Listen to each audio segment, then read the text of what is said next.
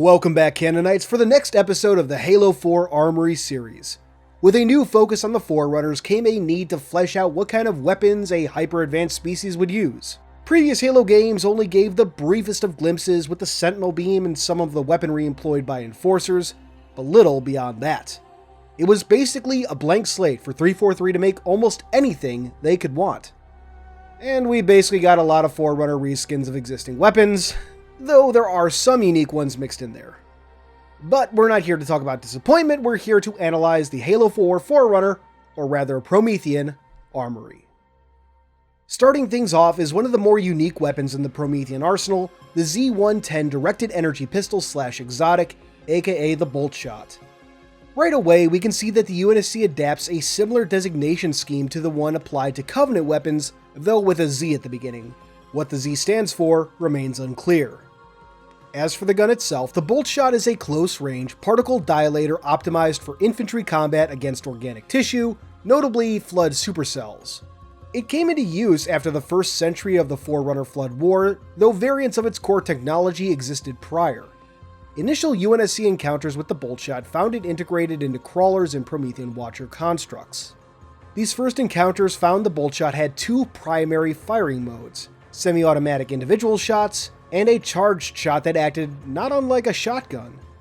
Further analysis of the Bolt Shot has revealed additional functionality settings, such as a burst fire mode that had limited tracking ability, though this is unseen in Halo 4.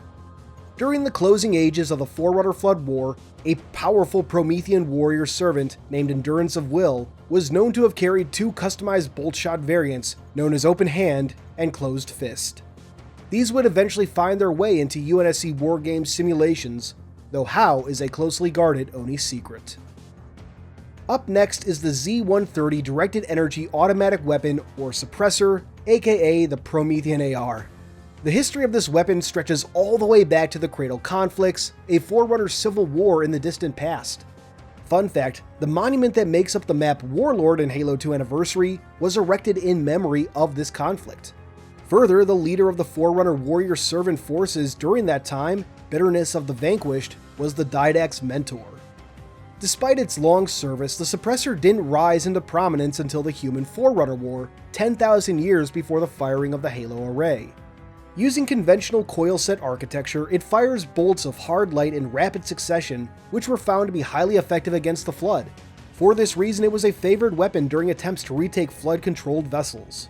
The Suppressor's coil set architecture would also be reverse-engineered millennia later by the Covenant, serving as a basis for many of their weapons.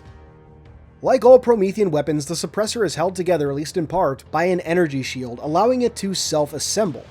It also has limited target tracking like the Bolt Shot, though this remained unused during the Requiem campaigns. Two specialized variants of the Bolt Shot were crafted during the Forerunner Flood War. The Song of Peace was used by the Forerunner military in order to complete the Librarian's conservation measure, or the effort to index life across the galaxy in order to be reseeded after the Halo array fired.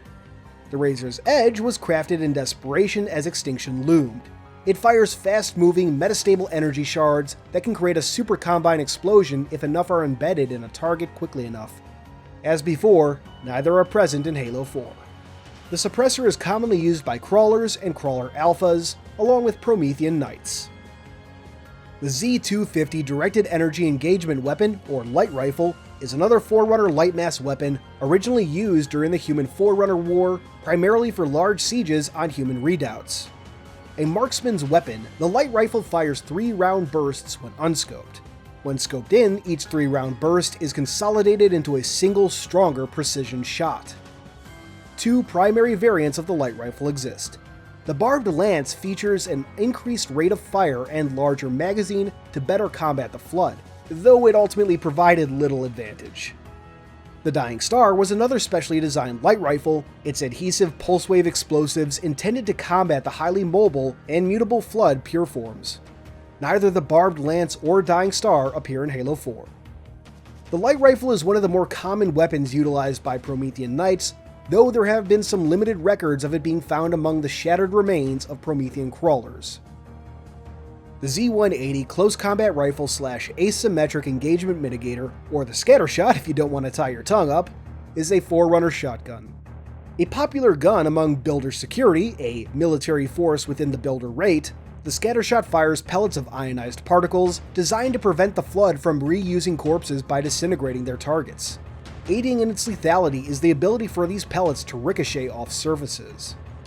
Like the weapons before and to come, the scattershot has two specialized variants.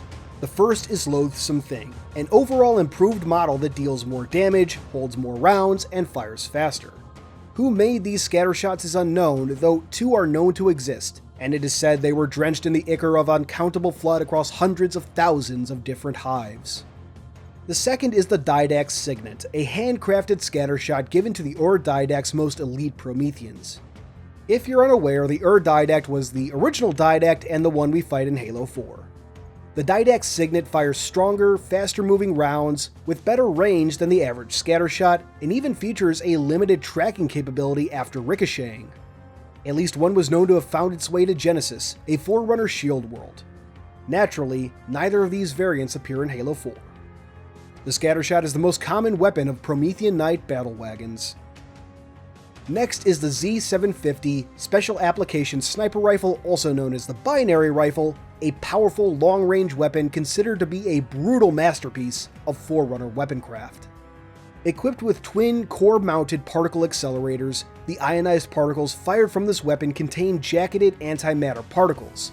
Upon impact with a target, they're capable of completely disintegrating it, making this weapon extremely efficient against the flood. It features a scope capable of up to 10 times magnification for improved target acquisition, though a highly visible orange beam is emitted from the barrel while aiming. Though it makes the user's location known, this would presumably be quite useful in ensuring target accuracy with the low visibility conditions common in a flood hive. The Binary Rifle has two known firing modes. In Halo 4, it fires 2 single shots per magazine, and in Halo 5, it demonstrated an alternate mode, firing sustained concentrated energy beams, again 2 per mag. This weapon is used by Promethean Knight and Crawler snipers. 2 additional variants were crafted in the days of the Forerunner Flood War. The Retina of the Mind's Eye features a larger magazine and notably contains a shackled ancilla or Forerunner AI at its core. The nature or purpose of this ancilla is unknown. The second variant is known as the Twin Jewels of Maithrillion, named in reference to the capital world of the Forerunner Ecumene, and incorporates dual beam emitters. This increases its anti-armor capability and pulse duration. Neither weapon are found in Halo 4. Our last gun, so to speak, is the weapon/anti-materiel Z390 High Explosive Munitions Rifle, aka the Incineration Cannon.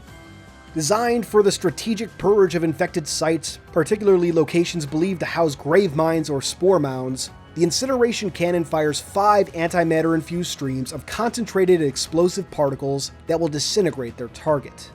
The weapon could hold 5 charges at a time, each charge automatically loaded after a cooldown. An alternate firing mode allows the cannon to shoot streams of weaker, though still highly deadly, shots 3 at a time, though this is only seen in Halo 5. Deemed too small to be a ship-based weapon, but too large for infantry, it nonetheless finds use by Knight commanders on the battlefield. 2 variants of this weapon exist in the lore. The first is the River of Light, an incineration cannon with increased damage, wider projectile trajectory, and an increased battery or shot capacity. It lacks the normal large area of effect shot and can fire heavier streams of concentrated energy blasts. It is one of several technologies born of the Forerunner Flood War that ultimately proved fruitless in its time. The second variant is known as Heartseeker, an advanced cannon with a slower moving but more powerful energy charge that has a strong homing behavior and wider blast radius. It was carried by the most relentless of warrior servants. Rounding out the main Promethean armory is their own special grenade type, the Z040 Attenuation Field Generator / Localized, aka the Pulse Grenade. Used by Forerunner forces to cauterize flood strongholds, the Pulse Grenade emits a hazardous ionization sphere upon activation. When the field collapses, nearby targets are disintegrated. Though Halo 5 replaces the Pulse Grenade with the Z400 Splinter Grenade, it has been theorized that the two are just different programmable settings for a single Promethean tool, not unlike the different firing modes of Forerunner weapons we've already touched on. From there we move on to Promethean artillery, starting with the Z510 Directed Energy Focus Weapon, aka the Focus Turret. These are typically constructed by Watcher Sentinels and fire a concentrated beam of ionized particles, similar to a Sentinel beam. They are capable of precision at long ranges and will disintegrate if they take too much damage. The earliest known encounter with these weapons was in 2554 during the Battle of Dratheus V. Merg Vol, leader of the Covenant faction that attacked the human colony, managed to activate some of these turrets to defend him, though they ultimately proved useless against a Spartan. We next have the Z-8250 Anti-Ship Exterior Defense Network, a weapon system utilized on the Didact ship the Mantle's Approach. Coming in two primary variants, light and heavy artillery, both fire bursts of ionized particles.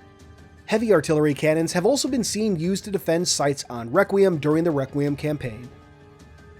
After that we have the Z-8060 High Impact Particle Weapon, aka the Particle Cannon. 4 of these were known to have defended the gravity well generator on Requiem using their strong ionized particle beams. Though quite deadly, they are slow to turn and a well-placed Mac round can easily eliminate them. They bear a striking resemblance to the description for the Sentinels found on Onyx, a central sphere surrounded by 3 booms. Our last entry for today is the Z-330 Independent Actuation Defense Escort/Heavy, or simply the Forerunner Escort. These autonomous Forerunner vessels are seen in the Didact ship and are meant to ferry individuals and equipment throughout the vast interior of Mantle's Approach.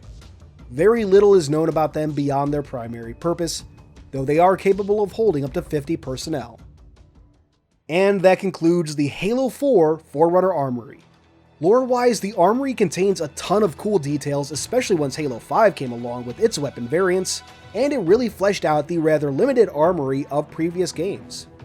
That said, I still lament how human these supposedly alien weapons look. When Halo 4 was first shown off, I legit thought that the suppressor and light rifle were the same weapon, just that the suppressor was how the weapon looked when held by a Promethean, and the weapon reformed into a more familiar rifle shape for human hands. That, I think, would have been a cool way to approach Forerunner weapon design. The Halo 3 terminals already automatically translated themselves into English, so why couldn't Forerunner weapons take a similar approach, reforming themselves based on what the user is familiar with? Still, I generally enjoy the idea behind the weapons. But how about you?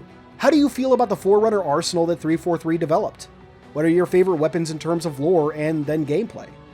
For me, I love the lore of the suppressor, and the incineration cannon is just an absolute blast to use, pun intended.